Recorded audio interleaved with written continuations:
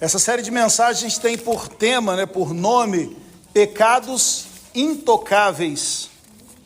E a gente vai estar trabalhando nesses pecados. A gente vai estar mexendo aí numa caixa de abelha. E o objetivo é exatamente, através da palavra de Deus, sermos confrontados com aqueles pecados que nós convivemos com eles, com muita tranquilidade. Hoje nós não iremos abordar diretamente, mas essa mensagem ela é introdutória e para isso eu gostaria que você abrisse a Bíblia em Romanos capítulo 12. Romanos capítulo 12, apenas o versículo 1 e o versículo 2. É um texto muito conhecido.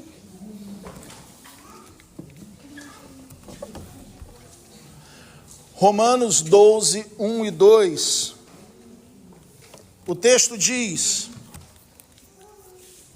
portanto, irmãos, suplico-lhes que entreguem o seu corpo a Deus, pelas misericórdias dele, que sejam um sacrifício vivo e santo, do tipo que Deus considera agradável.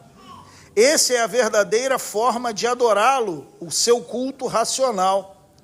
Não imitem o comportamento e o costume deste mundo, mas deixem que Deus os transforme por meio de uma mudança em seu modo de pensar, a fim de que experimentem a boa, agradável e perfeita vontade de Deus. Vamos orar. Senhor Deus, Pai amado, somos gratos, Pai, porque nos reunimos para cantar, para orar, para ler a palavra, clamar ao Senhor, mas também para ouvir a pregação, a exposição do verbo. Então, nessa noite, Pai, ilumine as nossas mentes e nossos corações. Não somos aptos, Senhor, nem pregar e nem ouvir. Precisamos do Senhor, Deus, para expor, mas também para que esta palavra seja plantada em nossos corações, de forma a gerar frutos, gerar transformação, gerar maturidade. Então abençoa-nos, Pai. Perdoa os nossos pecados e que nesta noite possamos ouvir a sua poderosa voz. É isso que nós te pedimos, em nome de Jesus. Amém. Muitos de nós, irmãos, tem nas nossas casas o quarto da bagunça. Alguém tem aquele quartinho da bagunça em casa? Você tem, Marcelo? Tem? O que você guarda lá? Bagunça. O quarto da bagunça, ele serve para tudo aquilo que a gente não usa, mas tem algum tipo de apego. A gente olha e aquilo ali nos remete a algum momento da nossa vida e a gente pega e guarda. Você quer ver um exemplo bom também? Guarda-roupa. Já percebeu o quão difícil é nós limparmos o nosso guarda-roupa, a gente jogar a roupa fora? Porque a gente pega aquela camisa e aquela camisa foi a camisa do primeiro encontro. Deixa essa daqui. Esse vestido foi o vestido da formatura. Esse sapatinho aqui foi o primeiro sapatinho do meu filho que ele usou quando a gente foi na igreja para a apresentação. E a gente começa então a guardar. Existe um afeto e a gente começa a guardar essas coisas. Nos apegamos a elas, quer sejam roupas, objetos, calçados, jogos, e não conseguimos jogar fora. Mas existe algo que nós nos agarramos também, e isso é o pecado. Nós nos afeiçoamos ao pecado. Nós olhamos o pecado como não aquela grande afronta ao nosso Deus, mas como pequenas atitudes do dia a dia, pequenos traços do nosso caráter.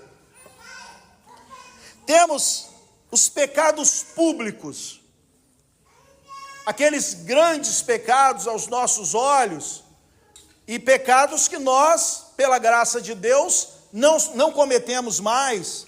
A Bíblia fala, né? Aquele que matava não vai matar mais, aquele que roubava não vai roubar mais.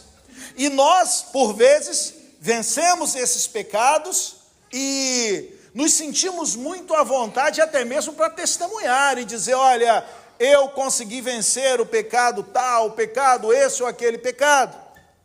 Mas existem pecados que não são os pecados públicos, que não são os grandes pecados aos nossos olhos, né? Eles não são grandes, mas todos nós carregamos os pecados de estimação, os pecados que nós não queremos que ninguém toque neles, pecados intocáveis, aqueles pecados íntimos, que somos apegados a eles, são vícios de pensamento, ressentimentos de estimação.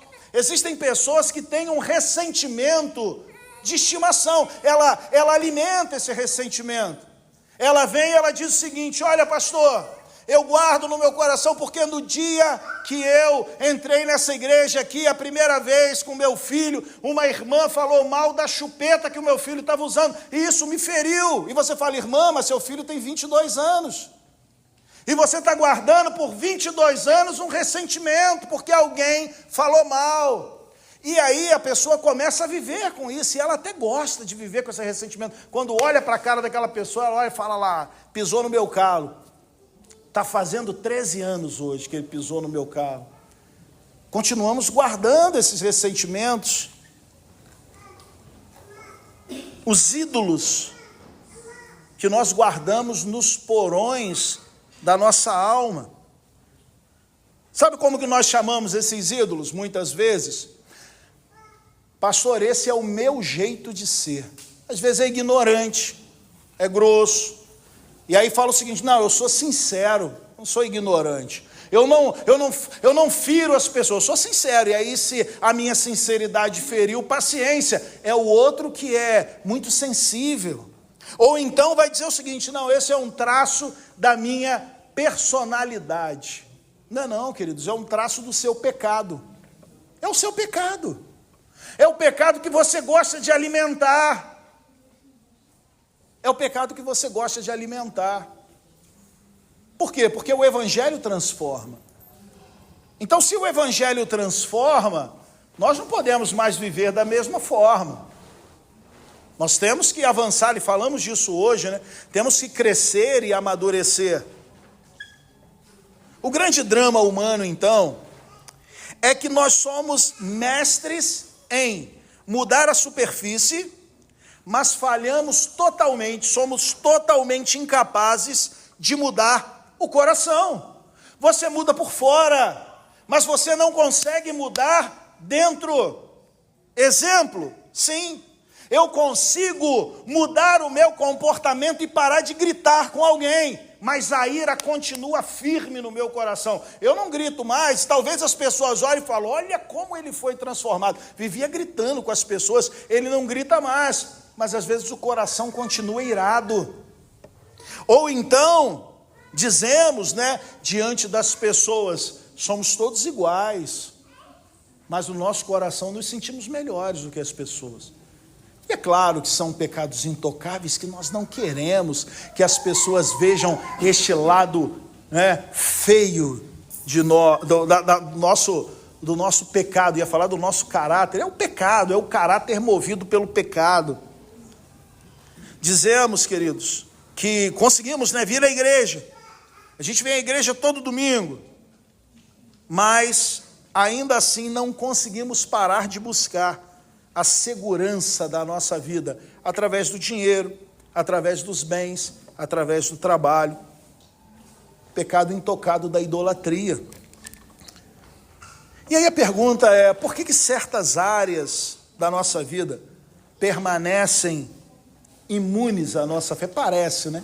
Aparentemente parece que elas não são transformadas. Aparentemente parece que nós não conseguimos mudar, e é esse o fato. De fato, nós não conseguimos mudar. Não é um trabalho feito pela força de vontade. Esse texto e esse tema vai completamente contra a teologia do coach que vai dizer, seja a sua melhor versão. Você não consegue, irmãos, você é pecador. Você precisa e depende da graça de Deus. E é muito bom e é maravilhoso expor aqueles pecados públicos, aqueles pecados que todo mundo vê, mas a grande questão é o quão dispostos nós estamos de abrir o baú, o quão dispostos nós estamos de abrir o porão da nossa alma e expor esses pecados que são nossos, esses pecadinhos que nós alimentamos e gostamos de ter eles perto de nós, o quão dispostos nós estamos de passarmos por uma reforma, uma transformação bíblica. O texto ele começa e Paulo diz, portanto, é assim que o versículo 1 do capítulo 12 começa. Mas deixe-me dizer algo. Nós abrimos hoje no capítulo 12, irmãos. O capítulo 12, ele é um ponto de transição na carta aos Romanos. É como se Paulo, ao longo dos 11 primeiros capítulos, ele estivesse tratando da doutrina. Nós não podemos entender completamente este chamado de Paulo do capítulo 12, sem olharmos para o que vem antes. Paulo, nesses 11 capítulos, ele vai apresentar o fundamento do Evangelho, ele vai dizer que o homem ele é pecador, todos pecaram e destituídos estão da glória de Deus, esta é uma realidade universal, o homem é completamente incapaz de justificar a própria vida, de salvar a própria vida. Gentios e judeus estão no mesmo lugar, estão igualmente debaixo da glória, ou melhor, da ira de Deus. Paulo está tratando disso porque os judeus eram orgulhosos, ele está dizendo, nesses 11 primeiros capítulos, estão todos debaixo da ira, pois a lei revela o pecado, mas não salva. E diante desta condição de ira e de pecado, Deus revela a sua justiça salvadora em Jesus Cristo, uma justiça que não é conquistada por obras, mas recebida pela fé, baseada na morte e na ressurreição do nosso Senhor Jesus. Assim Deus permanece justo e ao mesmo tempo justificando pecadores, reconciliando inimigos consigo mesmo. Então os 11 primeiros capítulos tratam dessa doutrina maravilhosa, a doutrina da justificação, a doutrina do resgate, a doutrina do encontro. Homens pecadores, mulheres pecadoras são alcançados por Cristo, são alcançados pelo sacrifício de Cristo e transformados. Todos estamos debaixo da ira de Deus. E somente através do sacrifício de Cristo podemos alcançar a salvação. Isso é uma visão panorâmica de uma grandiosidade, uma insondável doutrina. Mas então Paulo agora nesse ponto de transição, ele vai tratar o que Deus fez soberanamente pela graça, capítulo 1 ao capítulo 11, mas agora ele trata como o crente vive nesta graça que foi derramada sobre ele. Cristo salva pela graça. E agora, como um cristão vai viver nesta graça? Como a vida precisa ser moldada a partir deste encontro? Como o encontro com Cristo transforma as nossas vidas? Porque se não transformar, irmãos, não houve encontro. Se não houver transformação, não houve encontro. Porque nós não permanecemos do mesmo jeito. E é claro que no dia do encontro nós ainda não somos o que seremos. E gradualmente nós vamos crescendo. Efésios disse isso hoje pela manhã. Mas a questão é o quão transformado eu estou hoje em comparação ao primeiro dia. Porque se não houver transformação, não houve encontro. O que Paulo vai fazer agora? Paulo vai dizer: aqueles que foram alcançados, agora como eles vivem? E ele começa então no versículo 12. Portanto, o nosso problema às vezes não é com o grego. Nosso problema não é com hebraico, nosso problema é com português. Existe um portanto aqui, e este portanto, em nossa língua portuguesa, ele diz o seguinte: olha, o que eu vou dizer depois do portanto está diretamente ligado ao que eu disse antes. Então, o que eu vou dizer depois é uma consequência do que eu falei antes. Paulo está dizendo, já que a graça alcançou e salvou, já que vocês foram alcançados por esta graça e misericórdia, então vocês devem viver de uma forma específica. Não dá mais para continuar vivendo da forma que vivia. Paulo não começa Romanos 12 dizendo, façam isso para ser salvo. Ele diz, olhem para o que Deus já fez. Ele justificou vocês. Ele reconciliou vocês, vocês eram inimigos. Ele cobriu vocês com a justiça que vocês não tinham condições de alcançar e de conquistar. E aí Paulo faz uma súplica. Ele vai dizer, eu rogo, em algumas versões, rogo, pois, irmãos, em outra, eu suplico a vocês. Ele vai fazer uma súplica. Por que Paulo faz esta súplica e ele vai usar a imagem do sistema religioso daquela época? No sistema religioso judaico e de outras nações também, o sacrifício servia para comprar a misericórdia divina. Obviamente, esse não era o objetivo do sacrifício judaico, mas foi a forma deturpada como eles começaram a sacrificar, e os outros templos e deuses pagãos eram isso que eles faziam. Eles sacrificavam para, de alguma forma, comprar a misericórdia divina.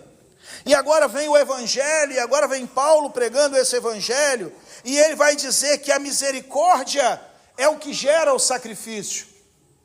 Nós não sacrificamos, quando Paulo diz, apresentei os vossos corpos como sacrifício, este sacrifício não é uma forma de alcançar a misericórdia, este sacrifício é uma resposta à misericórdia. Deus derramou misericórdia sobre nós. Como que eu vivo agora? Apresentem os vossos corpos como sacrifício. Você percebe a inversão? Porque nós hoje, 2026, ainda estamos vivendo segundo este sistema religioso legalista, de achar que através do sacrifício, e aí sacrifício dentro do sistema religioso judaico é morte, tá? É sangue derramado, é animal sendo degolado, e nas outras religiões também. Mas quando a gente pensa em sacrifício, a gente pensa em sacrifício. Qual é o sacrifício? Esse ano eu vou ler a Bíblia toda, no ano, eu vou ler a Bíblia todo dia. Ou então eu vou no culto todo dia, ou então eu vou ofertar durante esse ano, e a gente começa a entender sacrifício a partir dessas práticas, que primeiro, deveriam ser práticas normais e nos trazer muito prazer, e segundo, uma prática que apontasse para a misericórdia que foi derramada sobre nós, uma resposta a essa misericórdia. Mas não, por vezes nós estamos vivendo nesse sistema de sacrifício, onde eu acho que pelo meu mérito eu vou alcançar a misericórdia de Deus. Deus vai derramar a misericórdia sobre mim se eu sacrificar. E a gente canta isso, né? Se eu me humilhar diante do teu altar e sacrificar aquilo que me custar. Você percebe a inversão? Não é se eu me humilhar, é porque a sua graça foi derramada sobre mim, eu vou me humilhar. Porque a sua graça foi derramada sobre mim, eu irei viver como um sacrifício vivo, e não se. Se eu fizer algo, Deus faz aquilo. Este é o sistema. Esse é o sistema legalista, eu faço e Deus faz.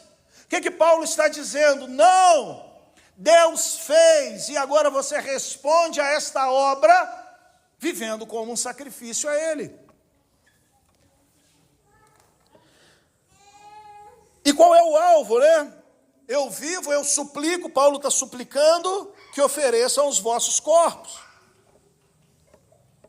No mundo antigo, tanto judeus quanto pagãos, a adoração tinha um endereço fixo.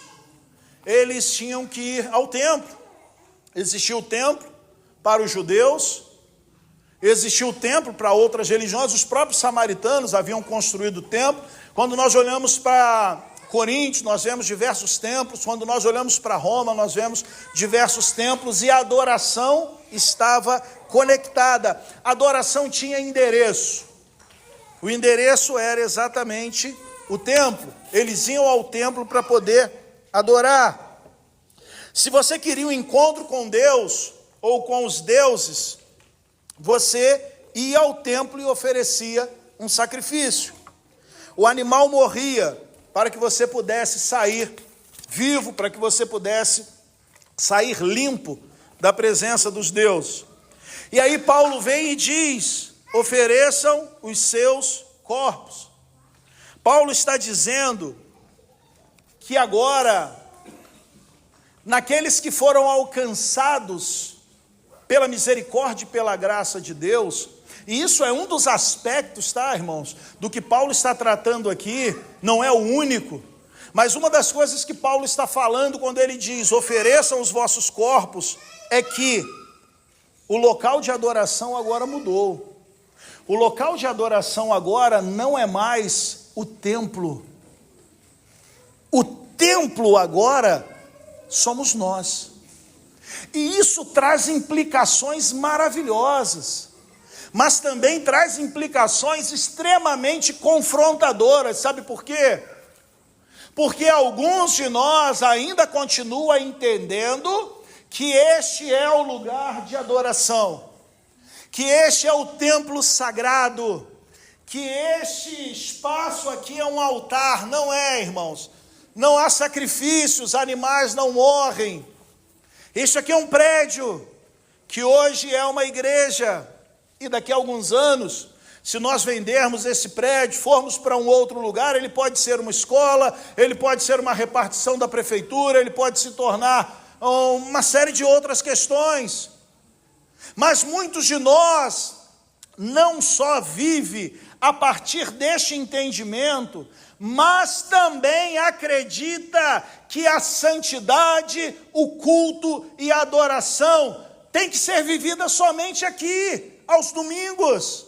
Eu vou para o templo, e aí eu boto a minha roupa de crente, eu boto um perfume, eu boto a Bíblia debaixo do braço, eu vou polir as minhas palavras, as minhas atitudes, eu vou tratar meu filho de uma forma diferente, eu vou falar com a minha esposa de uma forma diferente, eu vou falar com meu esposo de uma forma diferente, porque esse ambiente, pastor, é um ambiente santo, é um ambiente de culto, é o templo ao Senhor, esse aqui é o lugar de adoração. O que Paulo está dizendo é, esta é a ideia antiga, pagã muitas vezes, mas agora vocês foram alcançados pelo sangue de Cristo, e o sangue de Cristo lavou a vida de vocês. Então, portanto, apresentem os vossos corpos, sejam a adoração a Deus.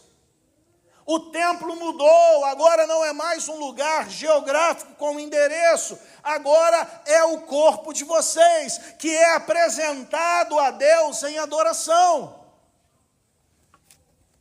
A adoração não acontece mais em um prédio, no Shabat, ela acontece na cozinha da nossa casa, ela acontece no trânsito, quando alguém fecha a gente, e aí a gente já peca porque pensou no palavrão, mas não falou, porque você é um cristão, você não brigou, na forma como você trata o seu filho aqui em casa, na forma como você trata a sua esposa aqui em casa, na forma que você trata o seu esposo aqui em casa.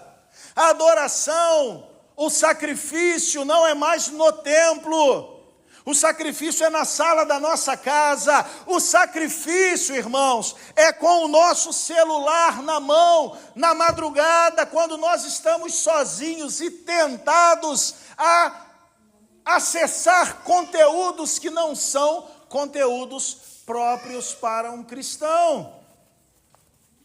A adoração acontece no meu trabalho, a adoração acontece na farmácia, a adoração acontece no mercado, a adoração acontece na padaria, a adoração acontece comigo andando na rua, e não porque alguém está me olhando. A adoração não acontece mais quando eu estou sobre os olhares dos meus irmãos. Nós temos na marinha, né, viagens, e aí navio, a gente viaja, alguns irmãos, essa semana, na verdade o Lucas foi, outros irão também.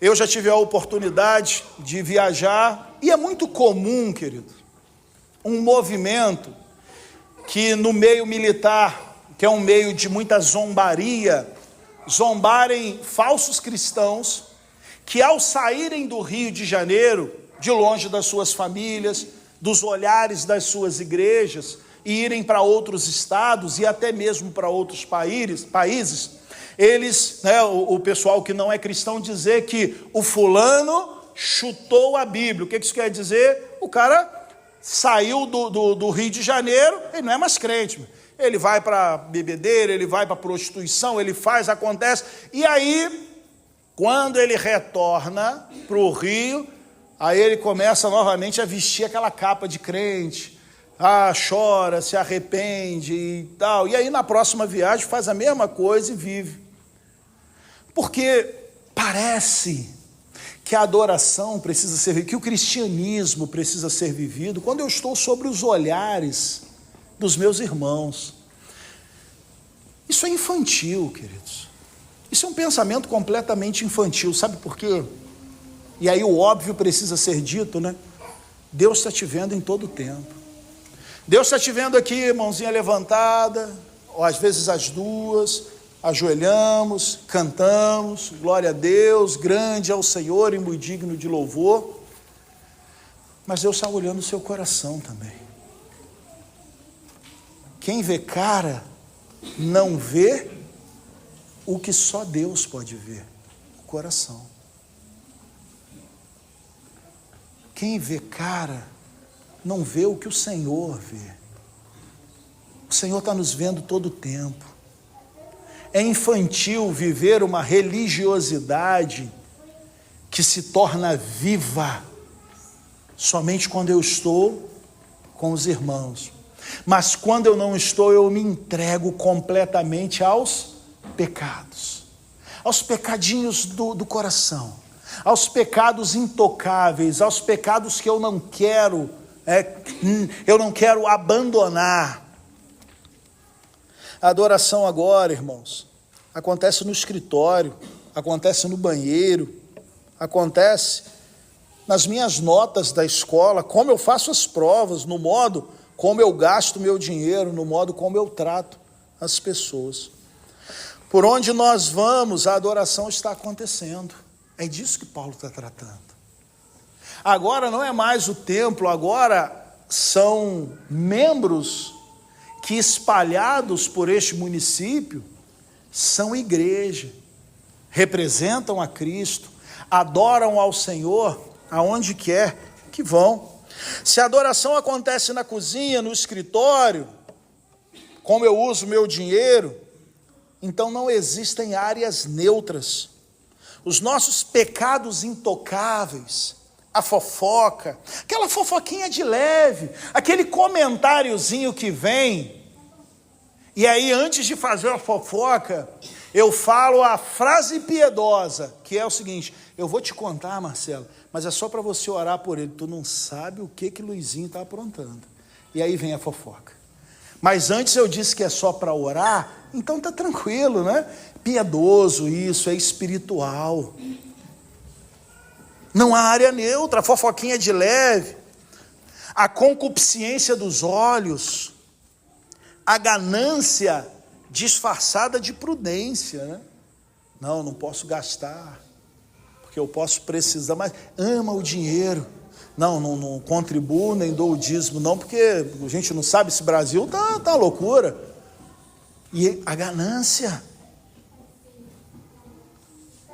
Tudo isso, irmãos, todos esses pecados Todos esses pecadinhos, e eu digo pecadinhos aqui, não porque eles são menores, mas porque nós tratamos ele assim, mas eles são grandes afrontas quanto à santidade de Deus, estão invadindo o templo do Senhor, que somos nós. E Paulo trata então, quando Paulo nos chama a oferecer nossos corpos como sacrifício vivo, usando essa linguagem do altar, o que ele também está dizendo é toda vida, toda ela, queridos, toda a vida do cristão pertence agora a Deus. Toda a vida. Por isso que nós não cremos naquela ideia de pastor, ora pela minha vida espiritual e pela minha vida material. Você tem uma vida só, queridos. E esta vida precisa ser vivida diante de Deus, corandeu, diante de Deus, na presença de Deus. Paulo está dizendo, apresente o seu corpo como sacrifício. Ele está dizendo toda a sua vida, toda ela, o seu dinheiro, os seus bens, os seus diplomas, a sua família, toda ela pertence a Deus agora. Não se trata de um ato religioso isolado. Não se trata, esse sacrifício, tá? Não é um ato religioso isolado, nem uma autopunição. É uma entrega, e é uma entrega diária. Mas é uma entrega diária consistente, perseverante. Entregamos nossas vidas, é uma entrega concreta. Entregamos a rotina, entregamos o trabalho, entregamos os nossos desejos, entregamos os nossos afetos, entregamos as nossas escolhas, entregamos os nossos hábitos. Por isso, pecados intocáveis precisam ser confrontados, o orgulho precisa ser confrontado, a ira precisa ser confrontado, a língua, os pecados da língua, a fofoca, palavrões, precisam ser combatidos. Se Cristo me alcançou, eu abro o porão, eu abro o baú e eu digo, Senhor, limpa a minha vida. Isso é oferecer o seu corpo como sacrifício. Cristo, todas as áreas da minha vida estão aqui, para que o Senhor venha e transforme. Muitos vivem sua relação com o Senhor como se dissesse, Deus, o Senhor, pode ter o meu domingo, mas não toque no meu direito de sentir rancor, raiva, orgulho. Paulo nos lembra, o Evangelho reivindica a totalidade das nossas vidas. Cristo não está atrás de um pedaço das nossas vidas, e mais, ou ele tem tudo, ou você está perdido, irmãos. Entenda isso. E entenda que eu não estou falando isso hoje para que você fique magoado, chateado, aborrecido. Pô, pastor, eu estou há 40, 50, 100 anos, eu sou um cristão. Cristo tem toda a sua vida? Porque se ele não tiver, tem alguma coisa errada, irmãos. Ele tem acesso, e eu não estou dizendo aqui que nós vamos chegar a este patamar aqui, nesta terra de dores e pecado, em que nós seremos perfeitos. Eu não estou tratando de perfeição aqui. Eu estou tratando de uma entrega diária, concreta e perseverante. A gente tropeça, mas a gente diz, Deus, trata. Deus, pega aqui nessa ferida. Senhor, limpa ela. Senhor, coloca remédio. Senhor, eu vou lutar contra ela. Essa é a questão. E não nós guardarmos guardadinho, numa caixinha, os nossos pecados. E de vez em quando a gente vai lá, abre ela, peca, fecha ela e volta, peca, e aí diz o seguinte, não vou mais pecar. Agora não, eu vou guardar ela, vou trancar ela e vou guardar, mas eu não vou mais mexer nela. Muitas vezes é disso que a gente faz, é assim que a gente faz. Paulo então vai tratar no versículo 2,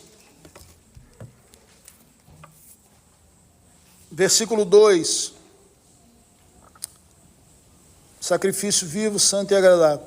Não imitem o comportamento e o costume do mundo. Em algumas versões vai estar, não se amoldem ao mundo. Paulo quer dizer que depois de compreender racionalmente e espiritualmente as misericórdias de Deus. Obrigado, Cléber.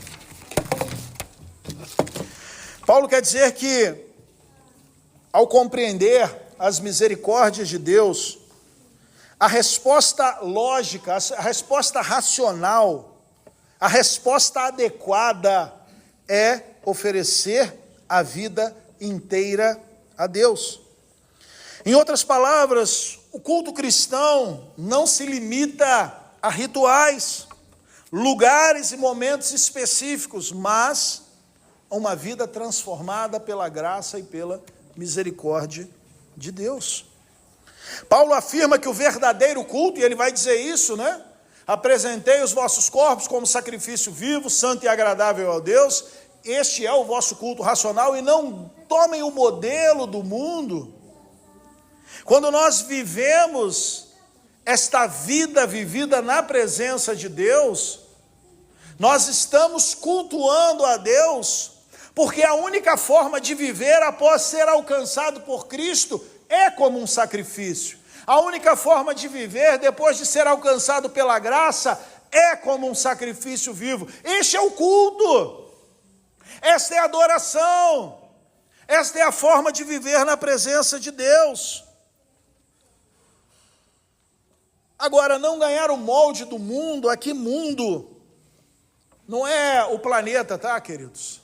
Mundo aqui é o sistema, mundo aqui é a cultura, é o sistema de valores que vai exercer uma pressão constante para nos modelar, para nos moldar. Paulo está dizendo, o mundo vai pressionar vocês, para que vocês ganhem o molde dele. Paulo está dizendo, resistam. Quando nós olhamos para a nossa cultura, nós vemos que ela está exercendo uma pressão constante sobre nós, para que a gente aceite questões que não são bíblicas, para que a gente aceite uniões que não estão de acordo com a palavra de Deus, para que a gente aceite práticas que são completamente contrárias a uma vida de santidade, uma vida que glorifica a Deus. O mundo, ele nos pega, e a ideia talvez mais simples para que você entenda esse moldar, é massa de bolo. Você bate a massa e você bota, vamos imaginar que você bateu uma massa grande, uma grande quantidade, e você coloca parte dessa massa num tabuleiro redondo, parte dela num tabuleiro quadrado, parte dela num tabuleiro que é em formato de lua e outro que é um formato de estrela. E aonde você jogar essa massa, ela ganha o modelo. Paulo está combatendo isso. Não permita que o mundo se torne um molde para vocês. E por que o mundo se torna um molde, irmãos? É que nós começamos a acreditar, assim como o mundo acredita, que não existe mais pecado. Existe caráter, existe o meu jeito de ser, existe aquela questão, eu nasci desse jeito, eu sou assim, eu não vou mudar, e eu sou desse jeito, e assim eu vou ser. Você percebe como que nós estamos sendo enganados?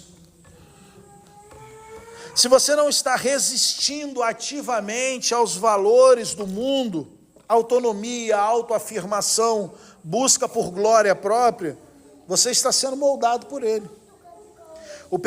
Os pecados intocáveis são muitas vezes apenas moldes do mundo. Moldes do mundo que estão dentro de nós tentando nos seduzir. E qual é a cura então para isso? E a gente já vai encerrar. A metamorfose que a renovação da mente ela causa. Aqui está o segredo para vencer o que parece invencível. Aqui quando Paulo usa esse termo, né, mas transformai-vos, a palavra aqui, transformar, no original, óbvio, ela é a raiz da palavra metamorfose, que é aquela mudança. Que é aquela mudança, por exemplo, que uma lagarta, ela passa para se tornar em uma borboleta. É uma mudança completa. Você olha uma lagarta, você olha uma borboleta e você, dificilmente, se não fosse ensinado, você iria ligar e dizer, uma já foi a outra. Porque são coisas completamente diferentes. Uma é feia, a outra é belíssima. Paulo está usando esta raiz, esta palavra que tem como raiz, né, que vai dar origem à palavra metamorfose. E o que a metamorfose não é, irmãos? A metamorfose não é uma mudança de fachada. A metamorfose não é uma mudança externa. A metamorfose não é apenas uma mudança externa, exterior. A palavra, ela não vai trazer apenas mudanças externas para nós.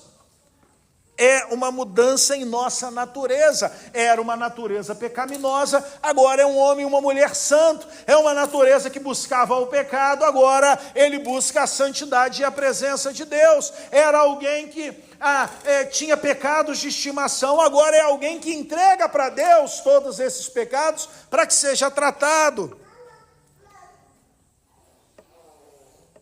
Você não muda a sua vida tentando, e isso aqui é sensacional, você não muda a sua vida tentando parar de pecar através de disciplinas.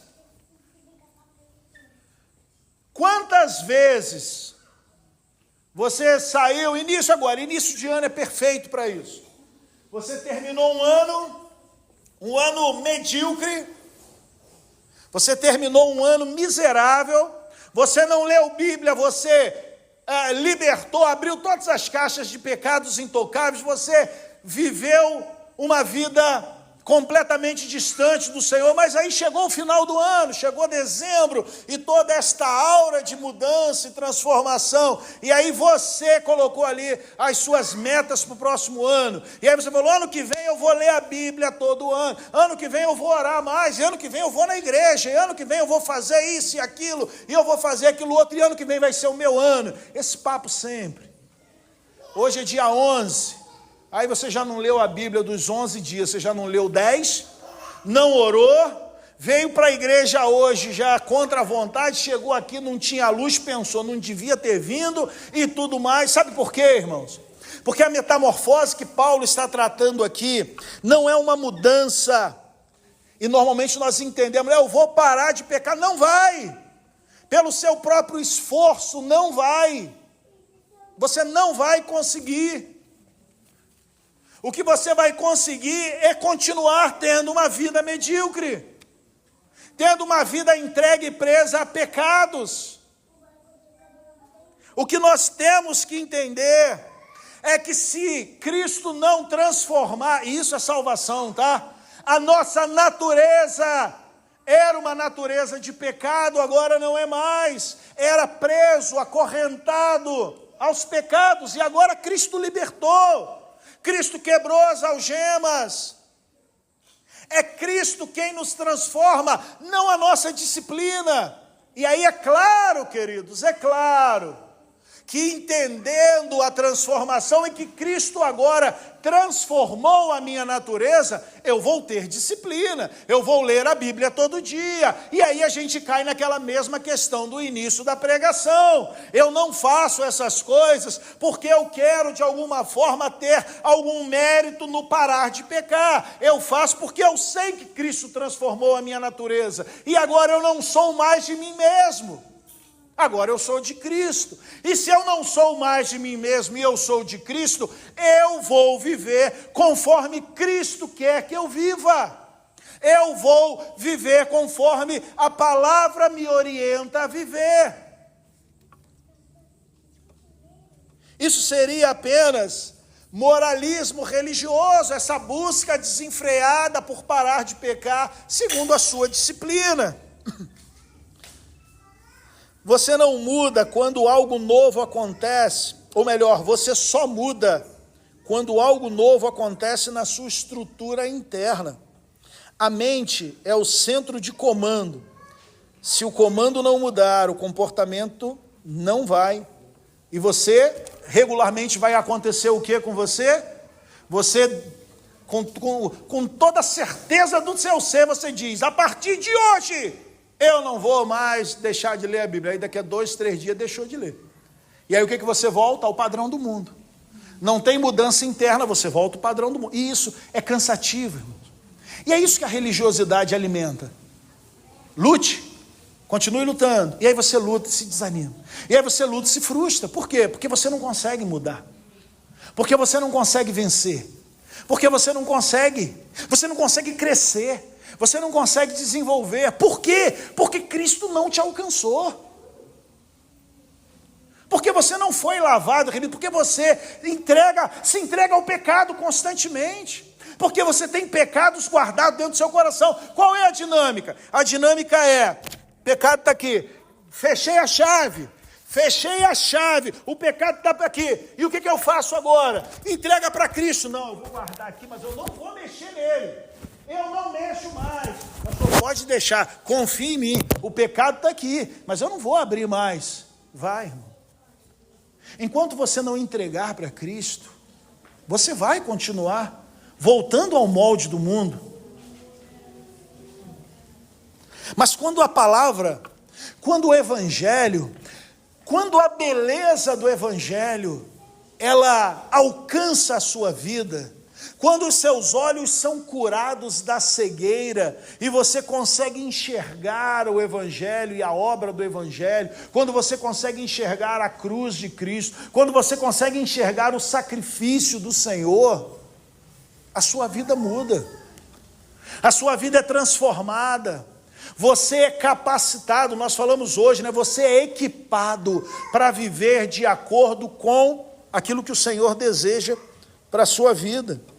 A renovação da mente não é força de vontade apenas, é a aplicação do evangelho na raiz do pecado. É o evangelho, irmãos, imagina o pecado como um câncer que vai se espalhando. O evangelho é exatamente esse bisturi, o evangelho é exatamente esse equipamento que vai, e ele pega o câncer, e ele arranca o câncer com raiz. E aí você começa a viver. E aí você tem prazer em estar na igreja. E aí estar no culto para você é o momento da semana, e você sabe, eu vou, não por um desejo legalista, mas por quê?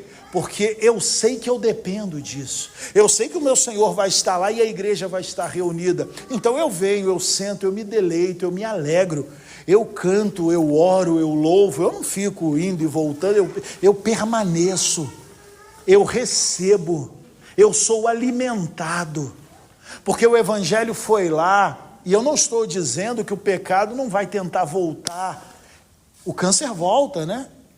Tentando se agarrar em você novamente, o pecado vai tentar, mas aí você já foi salvo, a sua natureza agora é uma natureza diferente, você está crescendo, você não é mais um menino indefeso, você é um cristão, e um cristão que louva o Senhor, um cristão que se alimenta com a palavra, então o pecado está rodeando, e eventualmente tu pode tomar uma rasteira, mas ele não domina mais a sua vida, você luta contra ele.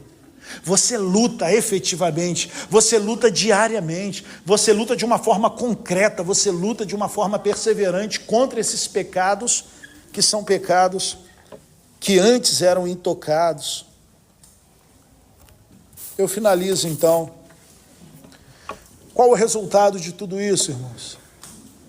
Paulo vai dizer que nós vamos experimentar a boa, perfeita e agradável vontade de Deus. Muitos de nós protegemos.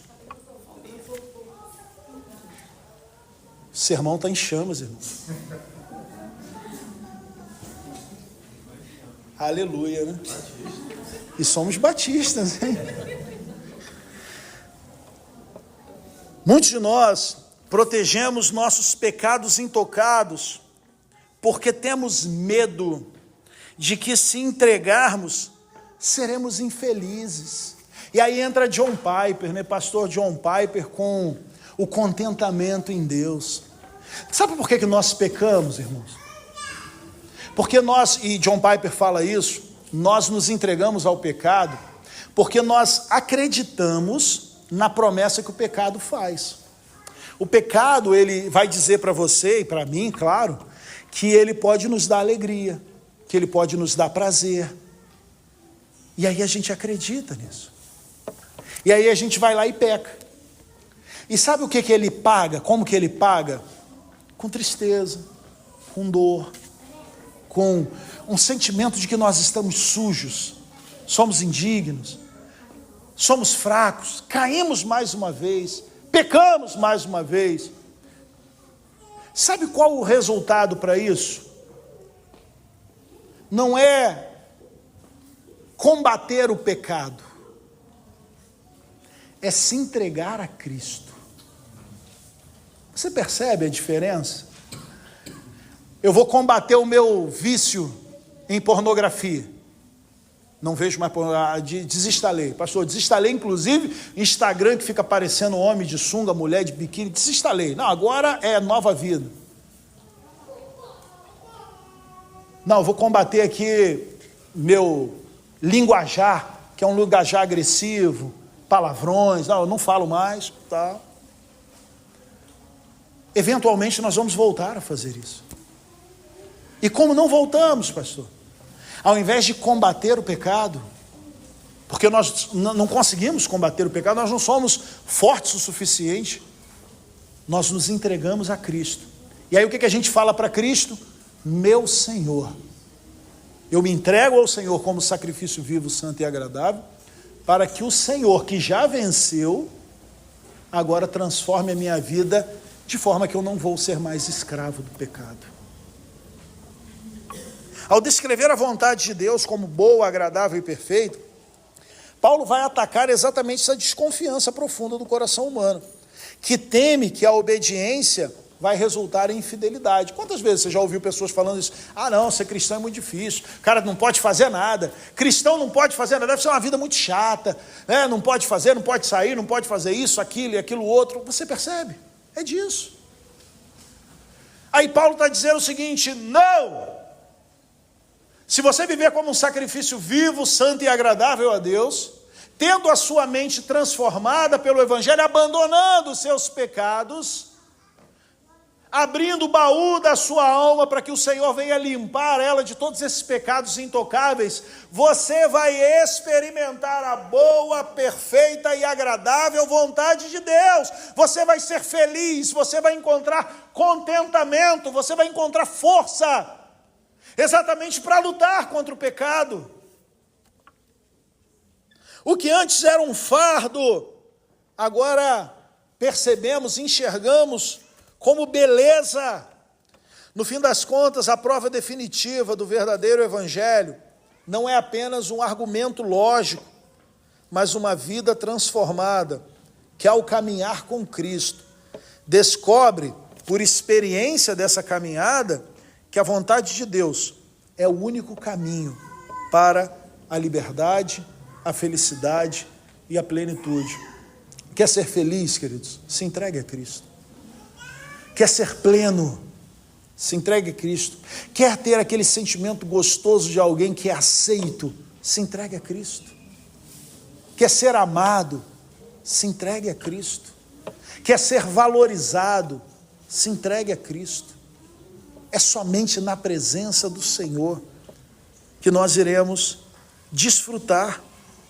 O pecado intocável promete prazer, mas entrega escravidão. A vontade de Deus parece sacrifício. Eu sei que parece. O próprio Paulo está falando, nos apresentar os nossos corpos como sacrifício. Mas sabe o que esse sacrifício entrega? Liberdade. O Evangelho cura o nosso paladar espiritual, para que olhemos para a santidade e vejamos beleza, e não obrigação. E eu concluo, meus irmãos, a razão pela qual podemos abrir o porão das nossas vidas e entregar os nossos pecados intocáveis é porque Jesus Cristo, Ele se sacrificou em nosso lugar. No Calvário, na cruz, ele foi tratado como se tivesse cometido todos os nossos pecados secretos, para que fôssemos tratados como homens e mulheres perfeitos. Você percebe isso? Cristo morre a sua morte, Cristo recebe o pagamento pelo seu pecado, para que você agora você já é declarado justo e um dia será completamente glorificado e transformado. Não tente se limpar, mas se ofereça. Ofereça agora a sua vida, o seu corpo, abra o porão da sua alma. E tudo isso pelas misericórdias de Deus, por aquilo que Deus já fez. Olhe para aquela cruz. Contemple o que Cristo fez por você e entregue a sua vida nessa noite ao Senhor. Deixe que o amor de Cristo seja o fogo que consome o que é impuro e venha trazer renovo àquilo que é velho. A vida cristã não é sobre ser perfeito, é sobre ser transformado por um Deus que é perfeito. E Ele transforma as nossas vidas. A renovação da sua mente começa hoje. Não quando você decide ser uma pessoa melhor, mas quando você olha para o Calvário e vê o sacrifício perfeito que foi feito em seu lugar. É aí que a renovação começa, é aí que a transformação começa, é ali, nas misericórdias de Deus, que o molde deste mundo perde. Ele perde o seu aperto. Quando a beleza de Jesus se torna mais real para a sua mente do que as promessas vazias do pecado, aqueles pecados intocáveis, começam a perder o seu poder. Você não precisa mais deles, porque você tem agora Cristo. E agora você pode ir e viver, não pelo seu próprio esforço, mas pela graça que transforma, provando a cada dia que a vontade do Pai é, de fato, boa, perfeita e agradável. Vamos orar? Pai, muito obrigado por essa noite. Obrigado por nossos irmãos, pela igreja reunida, por esse povo, Pai. Vem estar abençoando a igreja. Vem estar abençoando esta série, Pai, que venha de fato confrontar, mas transformar as nossas vidas pelo poder do Evangelho. E nos abençoe, Pai. Que a graça e a misericórdia do Senhor esteja sobre todos nós. Que vidas se transformem nessa noite, que vidas sejam alcançadas nessa noite, que vidas sejam perdoadas, que vidas sejam, Pai, transformadas pela visão do Calvário, pela visão do sacrifício, pelas misericórdias de Deus. É isso que nós te pedimos, Pai. Em nome de Jesus. Amém.